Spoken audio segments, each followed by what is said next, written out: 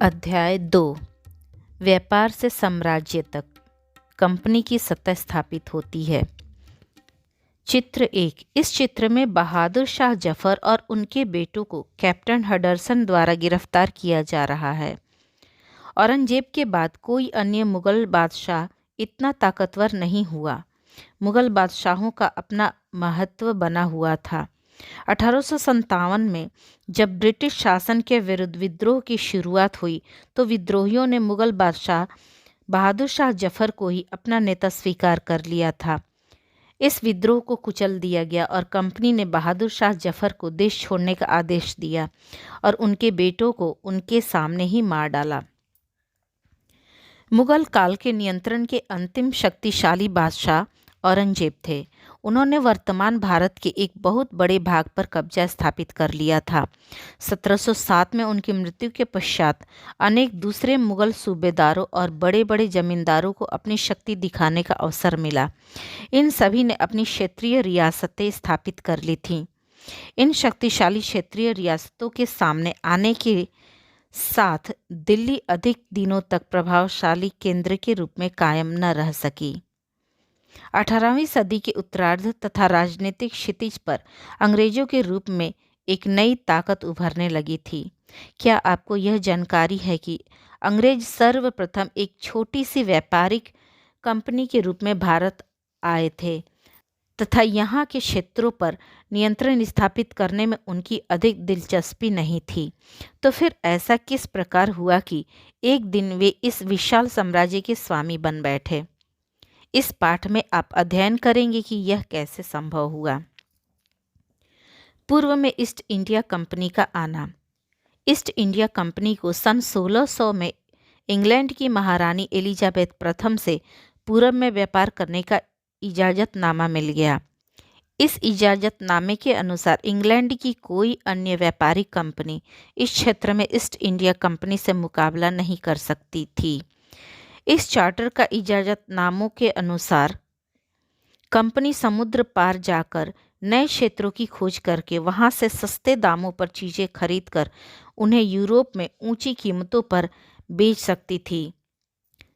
Company को किसी अन्य अंग्रेज व्यापारिक कंपनियों से मुकाबले का कोई डर नहीं था। उस दौरान वाणिज्यिक कंपनियों के लिए प्रतिस्पर्धा से बचकर ही लाभ कमाना संभव था।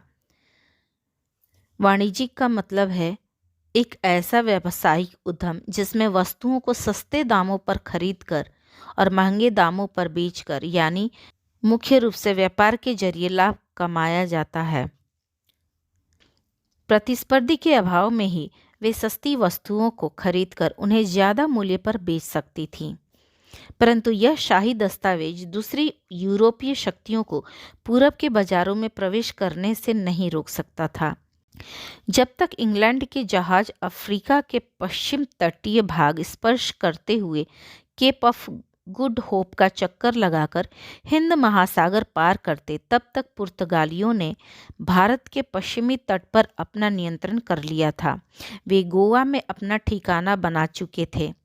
पुर्तगाल के एक नाविक वास्को द गामा ने ही 1498 में सर्वप्रथम भारत तक पहुंचने के इस समुद्री मार्ग की खोज की थी।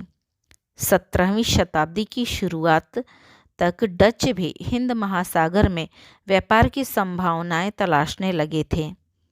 थोड़े समय बाद ही फ्रांसीसी व्यापारी भी इस दौर में सम्मिलित हो गए। अब समस्या यह थी कि सभी कंपनियां एक जैसी वस्तुओं का ही व्यापार करना चाहती थीं। यूरोप के बाजारों में भारत के बने बारीक सूती कपड़े तथा रेशम की बहुत अधिक मांग थी। इनके अलावा यहाँ काले मिर्च, लौंग, इलायची और दालचीनी की भी बहुत अधिक मांग रहती थी। यूरोपीय कंपनियों के बीच इस बढ़ते मुकाबले से भारतीय बाजारों में इन वस्तुओं के दाम बढ़ने लगे और उनसे मिलने वाला मुनाफा कम होने लगा। अब इन व्यापारिक कंपनियों को फलने फूलने के लिए अपनी प्रतिस्पर्धी कंपनियों को समाप्त करना था। इसका परिणाम यह हुआ कि बाजारों पर कब्जे की इस होड़ ने व्यापारिक कंपनियों के बीच लड़ाइयाँ आरंभ हो गई। 17वीं तथा 18वीं सदी में अवसर मिलते ही कोई एक कंपनी किसी अन्य कंपनी के जहाज डुबो देती थी अथवा मार्ग में रुकावटें करके माल से लदे जहाज़ों को आगे बढ़ने से रोक देती थी। इस समय व्यापार हथियारों की सहायता से चल रहा था तथा व्यापारिक चौकियों को किलेबंदी के माध्यम से सुरक्षा प्रदान की जाती थी। अपनी बस्तियों को किलेबंद करने तथा व्यापार में लाभ कमाने के इन प्रयत्नों की वजह से स्थानीय शासकों में भी संघर्ष होने लगे। इस तरह व्यापार तथा राजनीति को एक दूसरे से अलग रखना कंपनी के लिए कठिन होता जा रहा था। आइए देखें कि यह कैसे संभव हुआ। ईस्ट इंडिया कंपनी बंगाल में व्यापार शुरू करती है। हुगली नदी के किनारे 1651 में पहली इंग्लिश फैक्ट्री का आरंभ हुआ। कंपनी के व्यापारियों ने यहीं से अपना काम आरंभ किया। ये व्यापारी उस जमाने में फैक्टर कहलाते थे। इस फैक्ट्री में निर्यात होने वाली वस्तुओं को वेयर हाउस में जमा किया जाता था तथा यहीं पर उनके दफ्तर थे जिनमें कंपनी के अफसर बैठकर अपना काम करते थे। व्यापार के फैलने के साथ कंपनी ने सौदागरों तथा व्यापारियों को फैक्ट्री के आसपास के क्षेत्रों में आकर बसने की सलाह दी। 1696 तक कंपनी ने इस जनसंख्या के चारों ओर किलेबंदी शुरू कर दी थी। इसके 2 वर्ष बाद कंपनी ने मुगल अफसरों को रिश्वत देकर 3 गांवों की जमींदारी भी हासिल कर ली थी।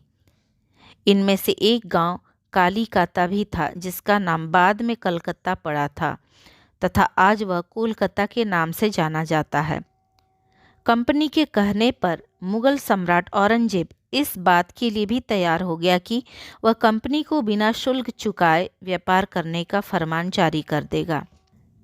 कंपनी ज़्यादा से ज़्यादा छूट प्राप्त करने तथा पहले से उपस्थित अधिकारों का ज़्यादा से ज़्यादा लाभ उठाने में प्रयत्नशील थी।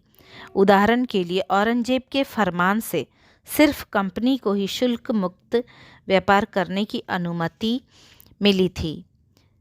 कंपनी के जो अधिकारी निजी स्तर पर व्यापार करते थे उन्हें यह रियायत नहीं थी, किंतु उन्होंने भी शुल्क चुकाने से इनकार कर दिया। परिणाम स्वरूप बंगाल में राजस्व वसूली बहुत कम हो गई। ऐसी स्थिति बंगाल के नवाब मुर्शिद कुली खान के माध्यम से विरोध करना स्वाभाविक था। व्यापार से युद्धों तक 18वीं सदी की शुरुआत तक कंपनी और बंगाल के नवाबों में युद्ध काफ़ी बढ़ गया था। औरंगजेब के मरने के बाद बंगाल के नवाब अपनी शक्ति दिखाने लगे थे। उस समय अन्य क्षेत्रीय शक्ति की स्थिति भी कुछ ऐसी ही थी।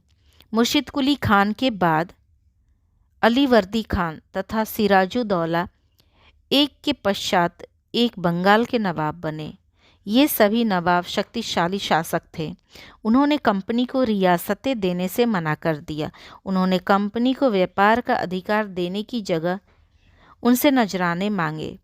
कंपनी को सिक्के ढालने का हक नहीं दिया तथा उसकी किलेबंदी को बढ़ाने से रोक दिया। इन्होंने कंपनी पर धोखाधड़ी का आरोप लगाया और दलील दी कि उसके कारण बंगाल सरकार की राजस्व वसूली में कमी आती जा रही है तथा नवाबों की शक्ति भी कम होती जा रही है। कंपनी ने टैक्स चुकाने से मना कर दिया था और उसके अफसरों ने अपमानजनक पत्र लिखकर नवाबों तथा उनके अधिकारियों का अपमान किया। कंपनी की शिकायत थी कि स्थानीय अधिकारियों की नाजायज मांगों से कंपनी का व्यापार नष्ट हो रहा है। व्यापार तभी अच्छी तरह से तरक्की कर सकता है जब सरकार शुल्क खत्म कर दे।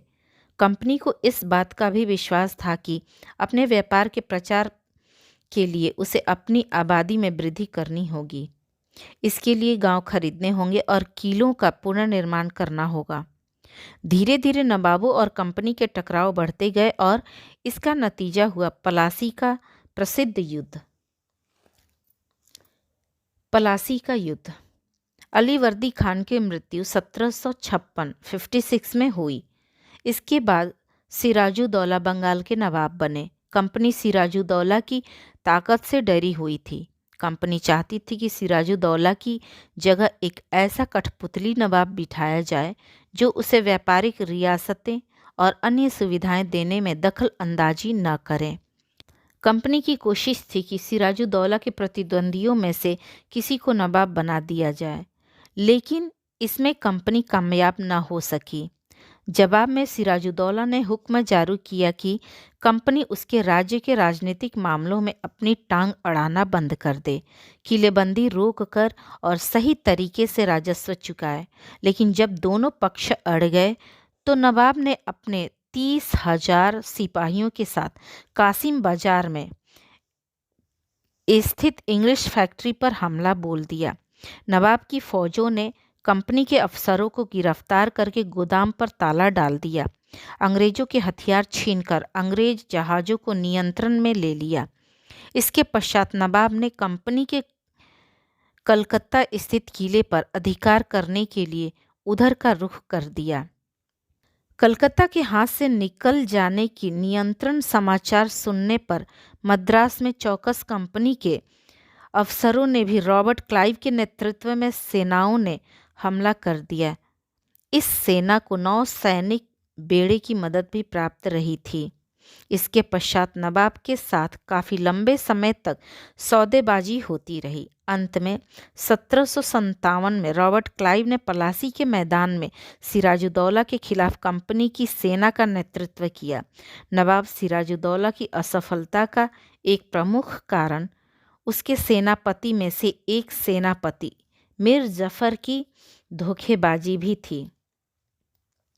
मीर जफर की सैनिक टुकड़ियों ने इस युद्ध में हिस्सा नहीं लिया। रॉबर्ट क्लाइव ने यह कहकर उसे अपने साथ मिला लिया था कि सिराजुद्दौला को अपदस्थ कर मीर जफर को नवाब नियुक्त कर दिया जाएगा।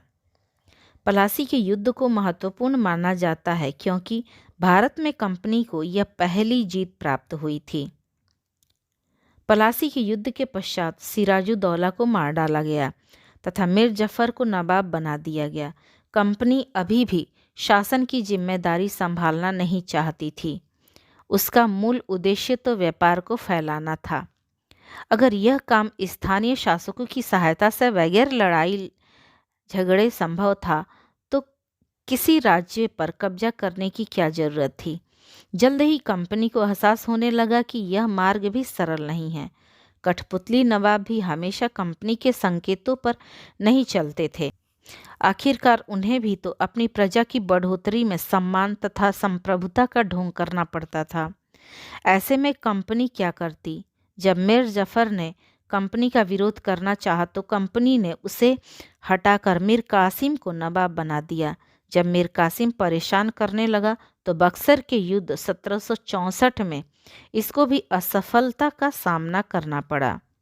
उसे बंगाल से बाहर निकाल दिया गया तथा मीर जफर को दोबारा नवाब बना दिया गया। अब नवाब को हर महीने कंपनी को 5 लाख देने थे। कंपनी को अपने सैनिक खर्चों से निपटने, व्यापारिक आवश्यकताओं तथा दूसरे खर्चों को पूरा करने के लिए और धन की आवश्यकता थी। कंपनी क्षेत्र तथा कमाई दोनों में वृद्धि चाहती थी। 1765 में मीर जाफर की मौत के पश्चात कंपनी के इरादे बदल गए थे। कठपुतली नवाबों के साथ अपने बुरे अनुभवों के चलते हुए क्लाइव ने घोषणा की कि अब हमें खुद ही नवाब बनना होगा। स्रोत 1, संपन्नता का आश्वासन। इंग्लैंड के लोग ईस्ट इंडिया कंपनी की शासकीय महत्वाकांक्षाओं को संदेह और अविश्वास की दृष्टि से देखते थे। पलासी की लड़ाई के पश्चात रॉबर्ट क्लाइव ने 7 जनवरी 1759 को कलकत्ता से अंग्रेज सम्राट के एक मुख्य विदेश मंत्री विलियम पिट को यह पत्र भेजा था। किंतु इतनी बड़ी सत्ता एक वाणिज्यिक कंपनी के लिए बहुत महान बात होगी। मैं स्वयं यह सोचकर अभिभूत हूँ कि इन समृद्ध रियासतों पर पूरा नियंत्रण हासिल करने में कोई दिक्कत नहीं आएगी। अब मैं यह निर्णय आप पर छोड़ता हूँ कि क्या सालाना 20 लाख स्टर्लिंग की आमदनी और 3 प्रांतों का नियंत्रण कोई ऐसी वस्तु है जिस पर इतना शोर मचाना उचित हो। स्रोत 2, नवाब की शिकायतें। बंगाल के नवाब ने 1733 में इंग्लिश व्यापारियों के विषय में कहा था कि जब वे सबसे पहले हमारे देश में आए थे तो उन्होंने सरकार के सामने विनती की थी कि उन्हें एक फैक्ट्री बनाने के लिए थोड़ी सी भूमि दे दी जाए। उन्हें वह भूमि तो मिल गई, पर उन्होंने तो वहाँ मजबूत किला ही बना डाला। इसके चारों ओर गड्ढे बना दिए जो नदी से जुड़े होते थे। दीवारों पर अनेकों तोपें तैनात कर दी हैं। उन्होंने बहुत सारे सौदागरों व दूसरे लोगों को अपने मातहत रहने के लिए मना लिया है और वह 1 लाख रुपए राजस्व वसूल कर रहे हैं। वे अनगिनत औरतों और मर्दों को उनके ही देश में गुलाम बनाकर उन्हें लूट खसोट रहे हैं। अंत में 1765 में मुगल सम्राट ने कंपनी को ही बंगाल प्रांत में दीवानी अधिकार सौंप दिए। दीवानी मिलने के कारण कंपनी को बंगाल के विशाल राजस्व संसाधनों पर अधिकार प्राप्त हो गया था। इस तरह कंपनी की एक पुरानी समस्या सुलझ गई थी। 18वीं सदी की शुरुआत से ही भारत के साथ उसका व्यापार बढ़ता जा रहा था, परंतु उसे भारत में ज़्यादातर वस्तुएं ब्रिटेन से लाए गए सोने और चांदी के बदले में खरीदनी पड़ती थी। इसका कारण यह था कि उस समय ब्रिटेन के पास भारत में बेचने के लिए कोई दूसरी वस्तु नहीं थी। पलासी की लड़ाई के बाद ब्रिटेन से सोने की निकासी घटती ही गई और बंगाल की दीवानी मिलने के बाद तो ब्रिटेन से सोना लाने की जरूरत ही नहीं रही। अब भारत से मिलने वाले लगान के सहारे ही कंपनी अपने व्यय उठा सकती थी। इस आमदनी से कंपनी भारत में सूती और रेशमी कपड़ा खरीद सकती थी, अपनी फौजों के खर्चे उठा सकती थी तथा कलकत्ते में किलों तथा दफ्तरों के निर्माण की लागत भी उठा सकती थी। कंपनी के अफसर नवाब बन बैठे। नवाब बनने का सिर्फ यही अर्थ था कि कंपनी के पास अब सत्ता और शक्ति थी, वहीं उसके बहुत से दूसरे लाभ भी थे। कंपनी का हर एक कर्मचारी नवाबों की तरह जीने के सपने देखने लगा था। पलासी के युद्ध के बाद बंगाल के असली नवाबों को इस बात के लिए विवश कर दिया गया कि वे कंपनी के अफसरों को निजी उपहार के रूप में भूमि और बहुत सारा धन दें। खुद रॉबर्ट क्लाइव ने ही भारत में अपार धन दौलत एकत्र कर ली थी। 1743 में जब वह इंग्लैंड से मद्रास, अब चेन्नई, आता था तो उसकी उम्र सिर्फ 18 वर्ष थी। 1767 में जब वह 2 बार गवर्नर बनने के बाद हमेशा के लिए भारत से रवाना हुआ तो यहाँ उसकी संपत्ति 4,01,102 पाउंड के बराबर थी।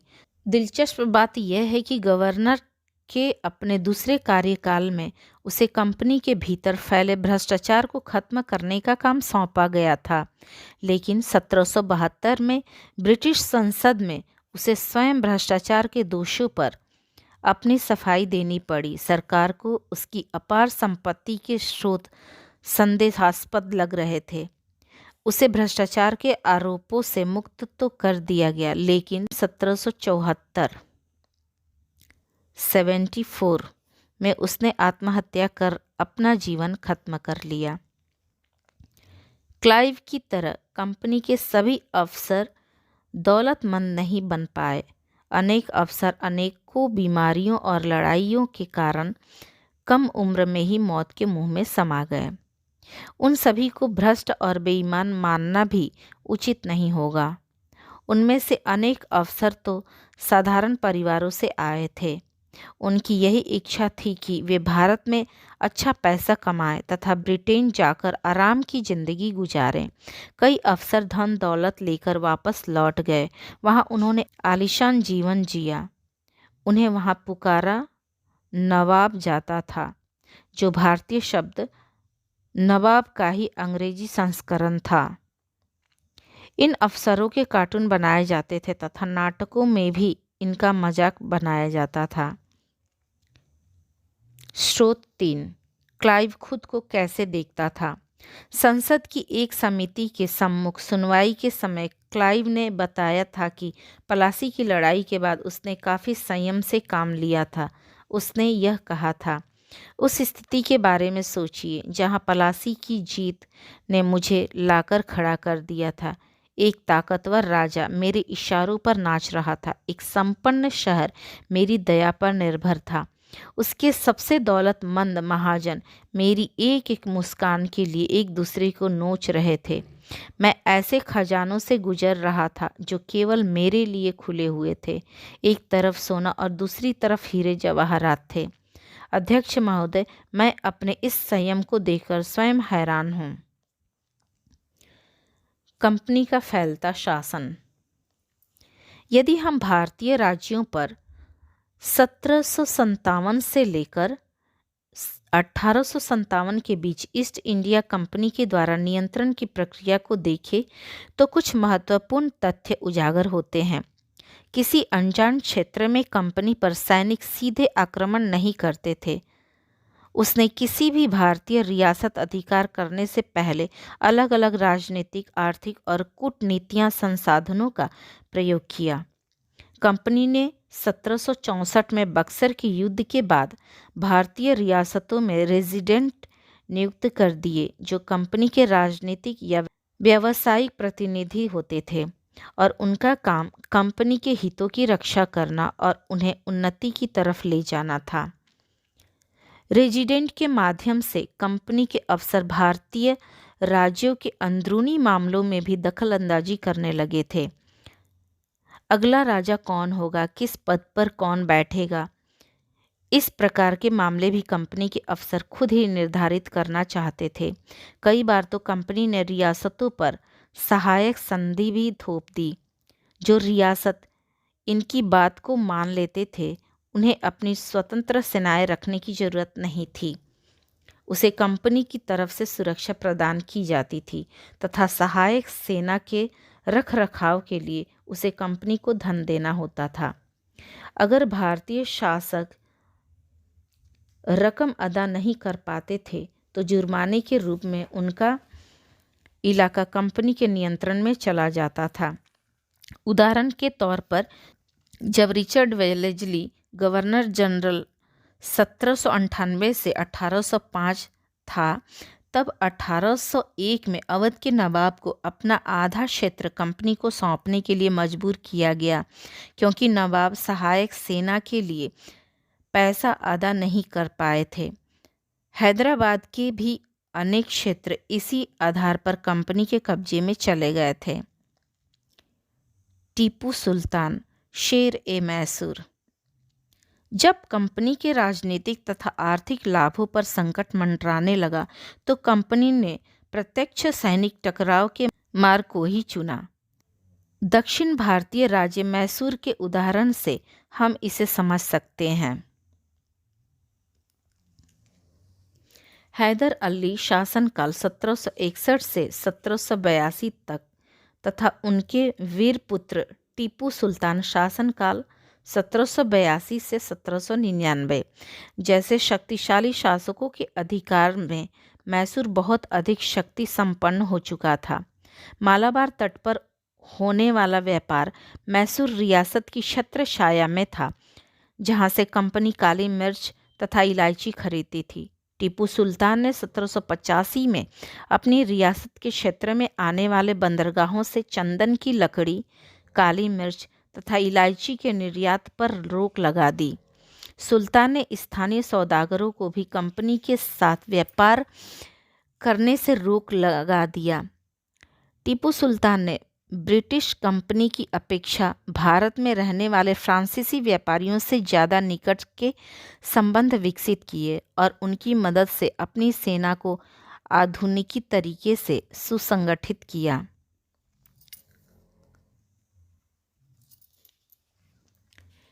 स्रोत 4। रेजिडेंट की ताकत क्या होती थी? कंपनी द्वारा तैनात किए गए रेजिडेंट के विषय में स्कॉटलैंड के प्रसिद्ध अर्थशास्त्री और राजनीतिक दार्शनिक जेम्स मिल का कहना था कि वास्तव में रेजिडेंट किसी रियासत का राजा होता है। हम उसे मनचाही निषेधाज्ञा के तहत काम करने की अनुमति देते हैं। जब तक स्थानीय राजा पूरी तरह हमारे अधीन रहता है और रेजिडेंट अर्थात ब्रिटिश सरकार के मनमाफिक चलता है तो वस्तुएं ठीक ठाक चलती रहती हैं। शासन के कामों में रेजिडेंट की दखल अंदाजी के बिना सब कुछ छिन जाता है। जब भी कुछ अलग तरह का घटित होता है, जब भी राजा कोई ऐसा कार्य करता है जो ब्रिटिश सरकार को गलत लगता है, तो इसका परिणाम यह होता है टकराव और उथल पुथल। चित्र 6। नवाब शुजाउद्दौला अपने बेटों और ब्रिटिश रेजिडेंट के साथ खड़े हैं। यह चित्र टीली कैटल द्वारा बनाया गया है। तैल 1772। बक्सर की लड़ाई के बाद हुई संधियों के बाद नवाब शुजाउद्दौला के अधिकतर अधिकार छीन लिए गए थे। इस चित्र में वह रेजिडेंट के सामने अपनी शाही शानो शौकत के साथ देखे जा सकते हैं। सुल्तान के इन प्रयत्नों से अंग्रेज बहुत रुष्ट हो गए। उन्हें हैदर अली तथा टीपू सुल्तान बहुत महत्वाकांक्षी लगे। अंग्रेजों को एहसास हुआ कि ऐसे शासकों को नियंत्रण करना और उनका दमन करना बहुत आवश्यक है। परिणाम स्वरूप मैसूर के साथ अंग्रेजों का 4 बार युद्ध हुआ। 1767 से 1769, फिर 1780 से 84, 1790 से 92 और 1799। श्रीरंगपट्टनम के अंतिम युद्ध में कंपनी को सफलता मिली। अपनी राजधानी को बचाते हुए टीपू सुल्तान की मौत हो गई और मैसूर का राजकाज पुराने वोडियार राजवंश के हाथों में आ गया। इसके साथ साथ ही मैसूर पर भी सहायक संधि लागू कर दी गई।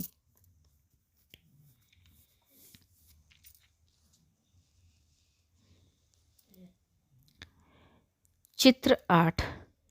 टीपू सुल्तान के पुत्रों को बंधक बनाकर कार्नवालिस के सामने प्रस्तुत किया गया।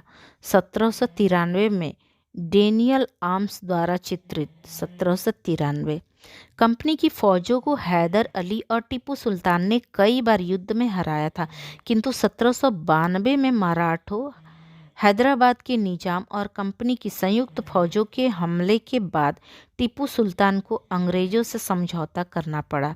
इस समझौते के तहत उनके 2 बेटों को बंधक के रूप में अंग्रेजों ने अपने पास रख लिया। ब्रिटिश चित्रकारों को ऐसे दृश्यों को तस्वीर में उतारने में मजा आता था जिनमें अंग्रेजी शासन की विजय दिखाई देती थी। चित्र 9। टीपू का मशीन खिलौना शेर। यह टीपू के एक बहुत बड़े मशीनी खिलौने की तस्वीर है। इस तस्वीर में नकली शेर एक यूरोपीय सिपाही को दबाते हुए है। जब इसका हैंडल घुमाया जाता था तो नकली शेर से दहाड़ने की आवाज़ आती थी और सिपाही के भीतर से चीख की आवाज़ें आती थी। अब यह खिलौना शेर लंदन में विक्टोरिया एंड एल्बर्ट म्यूजियम में रखा है। 4 मई 1799 को जब टीपू सुल्तान अपनी राजधानी श्रीरंगपट्टनम की रक्षा करते हुए मारे गए तो अंग्रेज इस खिलौने को भी अपने साथ ले गए। टीपू की कहानियाँ। राजाओं की छवि पर अक्सर जनश्रुतियों का भी असर होता है। प्रचलित किस्सों में उनकी ताकत का खूब गुणगान किया जाता है। 1782 में मैसूर के राजा ने बने टीपू सुल्तान के विषय में प्रचलित है कि वे एक बार अपने फ्रांसीसी दोस्त के साथ जंगल में शिकार के लिए गए थे। वहाँ उनका सामना एक शेर से हो गया। उनकी बंदूक ने मौके पर साथ छोड़ दिया और कटार भी जमीन पर गिर गई। इसके बावजूद टीपू ने निहत्थे ही शेर का मुकाबला किया और आखिरकार कटार उठा ही ली। अंत में उन्होंने शेर को मार ही दिया। इसी के बाद उनका नाम शेर ए मैसूर पड़ गया था। उनके राजसी झंडे पर भी शेर की तस्वीर देखी जा सकती थी। मराठों से लड़ाई। 18वीं शताब्दी के उत्तरार्ध से कंपनी मराठों की ताकतों को भी नियंत्रित और समाप्त करने के बारे में सोचने लगी थी। 1761 में पानीपत की तीसरी लड़ाई में पराजय के पश्चात दिल्ली से देश का शासन चलाने का मराठों का सपना चकनाचूर हो गया। उन्हें कई राज्यों में विभाजित कर दिया गया। इन राज्यों की बागडोर सिंधिया, होलकर, गायकवाड़ तथा भोंसले जैसे भिन्न भिन्न राजवंशों के हाथों में आ गई। ये सभी सरदार एक पेशवा सर्वोच्च मंत्री के अधीन एक कन्फेडरेसी राज्यमंडल के सदस्य थे। पेशवा इस राज्यमंडल का सैनिक और प्रशासकीय मुखिया होता था और पुणे में रहता था। महादजी सिंधिया तथा नाना फडणवीस 18वीं सदी के अंतिम के दो प्रसिद्ध मराठा योद्धा और राजनीतिज्ञ थे। मराठों ने एक के बाद एक अनेक युद्धों में कंपनी के आगे घुटने टेक दिए।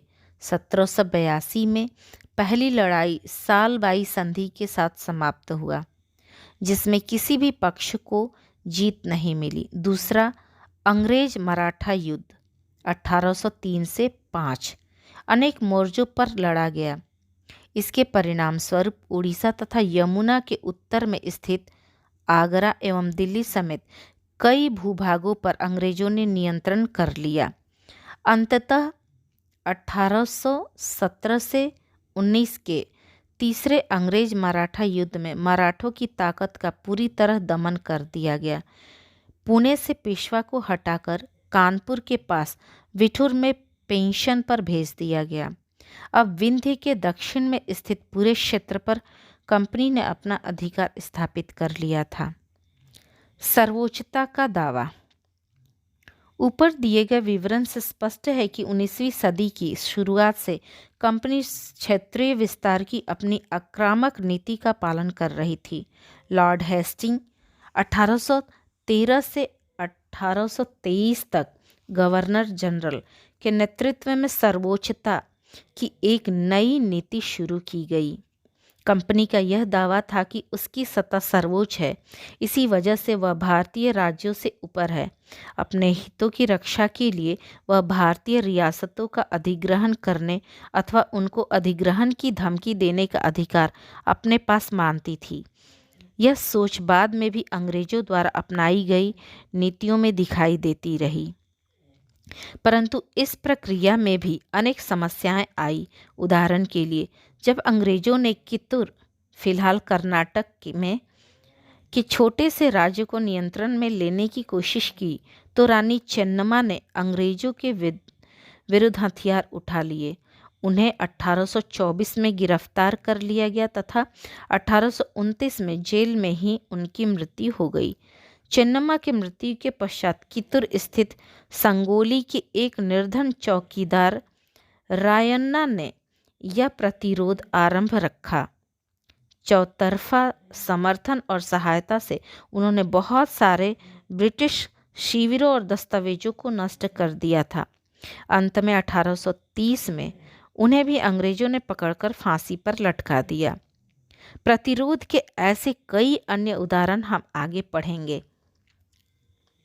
1830 के दशक के अंत में ईस्ट इंडिया कंपनी रूस के बढ़ते प्रभाव से बहुत भयभीत हुई थी। कंपनी को डर था कि कहीं रूस का असर पूरे एशिया में फैलकर उत्तर पश्चिम से भारत को भी अपने शिकंजे में ना ले ले। इसी डर के चलते अंग्रेज अब उत्तर पश्चिम भारत पर भी अपना कब्जा स्थापित करना चाहते थे। 1838 से 1842 के मध्य उन्होंने अफगानिस्तान के साथ एक लंबा युद्ध लड़ा और वहां अप्रत्यक्ष कंपनी शासन स्थापित कर लिया। 1843 में सिंध भी कंपनी के अधिकार क्षेत्र में आ गया। इसके बाद पंजाब का नंबर था। यहाँ महाराजा रणजीत सिंह ने कंपनी के इरादों पर पानी फेर दिया। 1839 में उनकी मौत के पश्चात इस रियासत के बाद दो लंबे युद्ध हुए और आखिरकार 1849 में अंग्रेजों ने पंजाब को भी अपने अधीन में कर लिया। विलय नीति।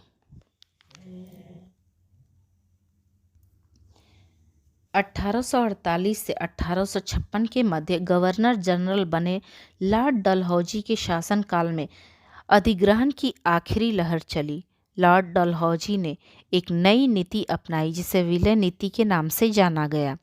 इस तर्क का सिद्धांत यह था कि अगर किसी शासक की मौत हो जाती है और अगर उसका कोई पुरुष वारिस नहीं है तो उसकी रियासत कंपनी द्वारा हड़प कर ली जाएगी। इस सिद्धांत के आधार पर कंपनी ने एक के बाद एक कई रियासतें सतारा 1848, संबलपुर 1850, उदयपुर 1852, नागपुर 1853 और झांसी 1854 इत्यादि पर अपना कब्जा कर लिया। 1856 में आखिरकार कंपनी ने अवध को भी अपने अधिग्रहण में ले लिया।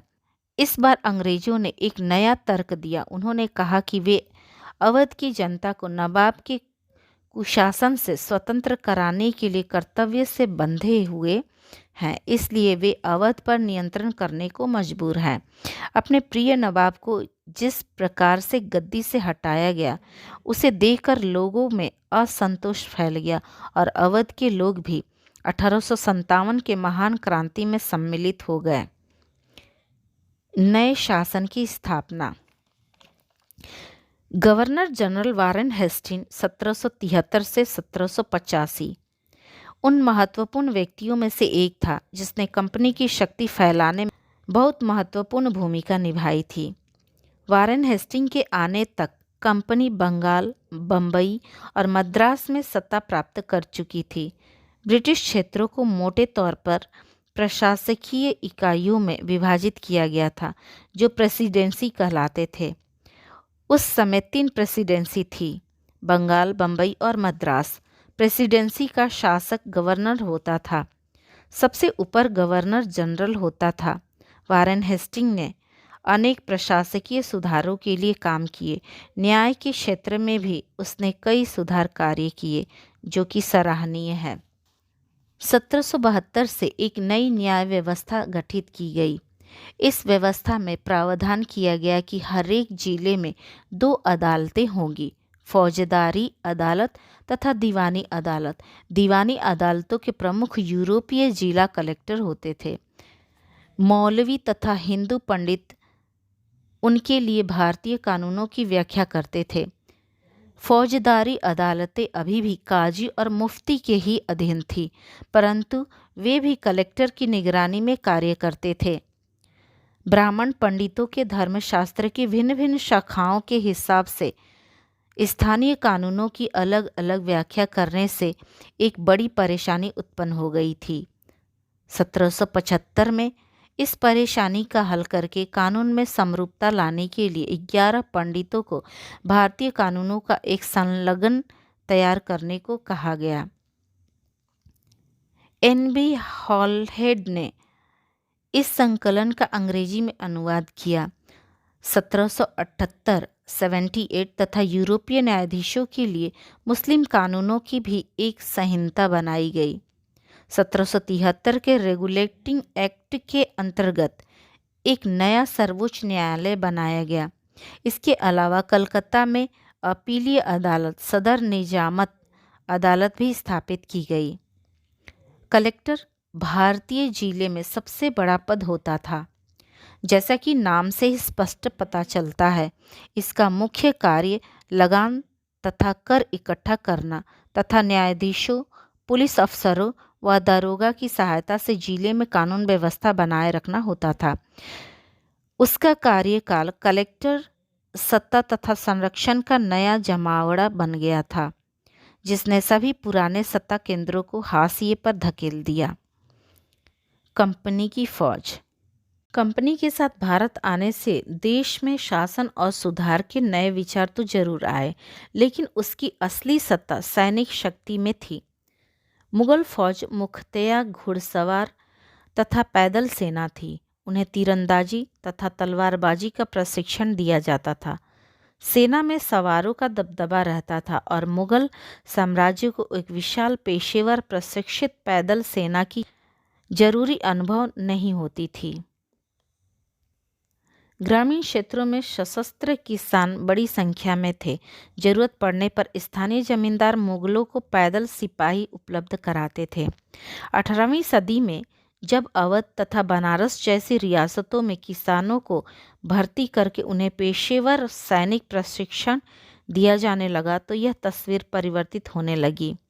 ईस्ट इंडिया कंपनी के माध्यम से जब अपनी सेना के लिए भर्ती शुरू की तो उसने भी यही मार्ग अपनाया। अंग्रेज अपनी सेना को सिपॉय, जो भारतीय शब्द सिपाही से ही बना है, आर्मी कहते थे। 1820 के दशक से लड़ाई की तकनीकों में परिवर्तन आने के साथ कंपनी की सेना में घुड़सवार टुकड़ियों की आवश्यकता कम होती गई। इसकी वजह यह थी कि ब्रिटिश साम्राज्य बर्मा, अफगानिस्तान और मिस्र में भी लड़ रहा था, जहां सिपाही मस्केट, तोड़ेदार बंदूक और मैचलॉक्स से लैस होते थे। कंपनी की सेना के सिपाहियों को बदलती सैनिक आवश्यकताओं का ध्यान रखना पड़ता था तथा अब उसकी पैदल टुकड़ी का महत्व बढ़ता जा रहा था। 19वीं सदी की शुरुआत में अंग्रेज का एक समरूप सैनिक संस्कृति विकसित करने लगे थे। सिपाहियों को यूरोपीय तरीके के प्रशिक्षण, अभ्यास तथा अनुशासन सिखाया जाने लगा। अब उनका जीवन पहले से भी अधिक नियंत्रित था। इस प्रयत्न में यदा कदा समस्याएं भी आ जाती थी, क्योंकि पेशेवर सिपाहियों की सेना गठित करने के चक्कर में अंग्रेज बहुत बार जाति और समुदाय की भावनाओं को अनदेखा कर देते थे। लेकिन भला लोग अपनी जातीय और धार्मिक भावनाओं को इतनी सरलता से कैसे छोड़ सकते थे? क्या वे खुद को अपने समुदाय का सदस्य मानने के स्थान पर सिर्फ सिपाही मान सकते थे? 1857 के विद्रोह से हम जान सकते हैं कि सिपाही क्या अनुभव करते थे, वे कौन हैं। इस बात के एहसास में जो परिवर्तन आ रहे थे, उनकी ओर सिपाही का क्या नज़रिया था, इस विद्रोह के विषय में हम आने वाले अध्यायों में अध्ययन करेंगे। मस्केट, पैदल सिपाहियों द्वारा प्रयोग की जाने वाली एक वजनी बंदूक। मैचलॉक, शुरू के दौर की बंदूक जिसमें बारूद को माचिस से चिंगारी दी जाती थी। धर्मशास्त्र, संस्कृत की वे कृतियाँ जिसमें सामाजिक तौर तरीकों और आचरण के सिद्धांतों की व्याख्या होती है। ये धर्मशास्त्र ईसा पूर्व 500 वर्ष से भी पहले लिखे गए थे। सवार, घुड़सवार। निष्कर्ष, एक व्यापारिक कंपनी से आगे बढ़ते बढ़ते ईस्ट इंडिया कंपनी एक भौगोलिक औपनिवेशिक ताकत बन गई। 19वीं सदी की शुरुआत में नवीन भाप तकनीक के आने से यह प्रक्रिया और अधिक हुई। तब तक समुद्री मार्ग से भारत पहुंचने में 6 से 8 माह का समय लग जाता था। भाप से चलने वाले जहाज़ों ने यह यात्रा घटाकर 3 सप्ताह में समेट दी। इसके पश्चात तो अधिक से अधिक अंग्रेज और उनके परिवार भारत जैसे दूर देश में आसानी से आने लगे। 1857 तक भारतीय उपमहाद्वीप के 63% भूभाग तथा 78% जनसंख्या पर कंपनी ने अपना नियंत्रण कर लिया था। देश के शेष भूभाग और जनसंख्या पर कंपनी का अप्रत्यक्ष रूप से अधिकार था। इस तरह से व्यवहारिक तौर पर ईस्ट इंडिया कंपनी ने पूरे भारत पर अपना नियंत्रण कर लिया था। अन्यत्र दक्षिण अफ्रीका में दास व्यापार। डच व्यापारी 17वीं सदी में दक्षिण अफ्रीका पहुंचे और शीघ्र ही दास व्यापार आरंभ हो गया। लोगों को बंधक बनाकर जंजीरों में बांधकर दास बाजारों में बेचा जाता था। 1834 में दास प्रथा के आखिरी समय अफ्रीका के दक्षिणी सिरे पर स्थित केप में निजी स्वामित्व में दासों की संख्या 36,774 थी। 1824 में केप आने वाले एक यात्री ने वहां होने वाली नीलामी को अपनी आंखों से देखा था, जिसका ब्यौरा नीचे दिया जा रहा है। जब हमें यह पता चला कि कृषि उत्पादकों और पशुओं की नीलामी होने वाली है, हमने नए बैल खरीदने के इरादे से गाड़ी वहां रोक दी। नीलामी के माल में हमने एक स्त्री दास और उसके 3 बच्चे शामिल देखे। किसानों ने पशुओं के समान ही उन्हें जांचा परखा, फिर उन्हें अलग अलग खरीदारों को बेच दिया। माँ ने चिंता, वेदना और आंसू भरी आंखों से बच्चों की ओर देखा। बच्चे दुखी होकर अपनी माँ बाप से चिपक गए। यह दृश्य दिल दहला देने वाला था, किंतु वहां मौजूद दर्शकों के चेहरे पर हंसी थी और वे असंवेदनशील नजर आ रहे थे। अभ्यास। यूरोपीय व्यापारिक कंपनियां भारत की तरफ क्यों आकर्षित हो रही थी? यूरोपीय कंपनियों ने भारत के साथ व्यापार में अपार संभावनाएं देखी। वे भारत में कम कीमतों पर सामानों को खरीदकर वापस यूरोप जाकर उन्हें ऊंची कीमतों पर बेच सकते थे। इसी व्यापारिक संभावनाओं के कारण वे भारत की ओर आकर्षित हो रही थी। बंगाल के नवाबों और ईस्ट इंडिया कंपनी के बीच किन बातों पर विवाद थे? नवाबों ने कंपनी को छूट देने से मना कर दिया था। उन्होंने कंपनी को व्यापारिक अधिकार देने के लिए बहुत अधिक धनराशि की मांग की। उन्होंने कंपनी को सिक्का ढालने का अधिकार देने से मना कर दिया तथा किलाबंदी का विस्तार करने से रोक दिया। नवाबों ने कंपनी पर कर अदा नहीं करने के साथ साथ असम्मानजनक पत्र लिखने का आरोप लगाया। दूसरी ओर कंपनी ने भी नवाबों पर निम्नलिखित आरोप लगाए। नवाब के स्थानीय अधिकारी कंपनी के व्यापार को नष्ट कर रहे थे। कंपनी को अत्यधिक चुंगी कर देना पड़ रहा था। कंपनी को अपनी जनसंख्या वृद्धि तथा किलों के पुनर्निर्माण की अनुमति नहीं थी। दीवानी मिलने से ईस्ट इंडिया कंपनी को किस तरह फायदा हुआ? दीवानी मिलने से ईस्ट इंडिया कंपनी को निम्नलिखित रूप से फायदा पहुंचा।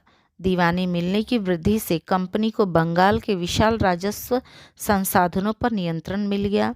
भारत में वस्तुओं के खरीदने के लिए ब्रिटेन को अब सोना चांदी नहीं मंगाना पड़ता था। बंगाल से प्राप्त राजस्व से कंपनी अब भारत में सूती तथा रेशमी कपड़ा खरीद सकती थी, अपनी फौजों को संभाल सकती थी और कलकत्ता में किले और दफ्तरों के निर्माणों की लागत उठा सकती थी। East India company Tipu Sultan को खतरा क्यों मानती थी? ईस्ट इंडिया कंपनी निम्नलिखित कारणों से टीपू सुल्तान को खतरा मानती थी। मालाबार तट पर होने वाला व्यापार मैसूर रियासत के नियंत्रण में था, जहां से कंपनी काली मिर्च तथा इलायची खरीदती थी। टीपू ने अपनी रियासत में पड़ने वाले बंदरगाहों से चंदन की लकड़ी, काली मिर्च तथा इलायची निर्यात रोक दिया। टीपू सुल्तान का फ्रांसीसी व्यापारियों से निकट का संबंध था, जिसने सेना के आधुनिकीकरण में उसकी सहायता की थी। सब्सिडरी अलायंस सहायक संधि व्यवस्था की व्याख्या करें। सहायक संधि के तहत भारतीय शासकों को अपना स्वतंत्र सैन्य बल रखने की अनुमति नहीं थी। इन शासकों की सुरक्षा का भार कंपनी पर था, लेकिन इसके लिए शासकों को शुल्क देना पड़ता था।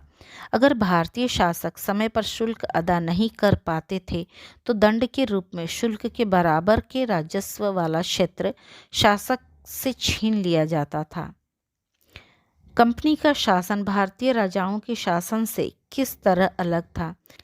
यद्यपि भारतीय राजाओं ने भी अपने राज्य का प्रशासनिक तथा राजस्व विभाजन अलग अलग इकाइयों में कर रखा था, परंतु ये इकाइयाँ ब्रिटिश प्रशासनिक और राजस्व इकाइयों की तरह प्रभावी नहीं थी। अंग्रेजों ने प्रेसिडेंसी के रूप में एक नई प्रशासनिक इकाई बनाया, जिसका मुखिया गवर्नर होता था।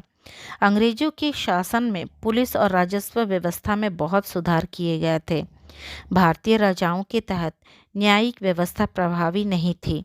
एक ही अदालत द्वारा दीवानी तथा फौजदारी दोनों तरह के मुकदमे सुने जाते थे। अंग्रेजों ने एक आधुनिक एवं विकसित न्यायिक व्यवस्था की स्थापना की। उन्होंने सर्वोच्च न्यायालय की स्थापना की। प्रत्येक जिले में अलग अलग दीवानी तथा फौजदारी अदालतों की स्थापना की गई। कंपनी की सेना की संरचना में आए बदलावों का वर्णन करें। इन सैनिकों को यूरोपीय शैली में नई युद्ध तकनीकी का प्रशिक्षण दिया गया। कंपनी ने पैदल एवं सवार सिपाहियों की जगह पेशेवर सैनिक की बहाली की। इन सैनिकों को आधुनिक हथियारों जैसे मस्केट तथा मैचलॉक आदि से लैस किया गया।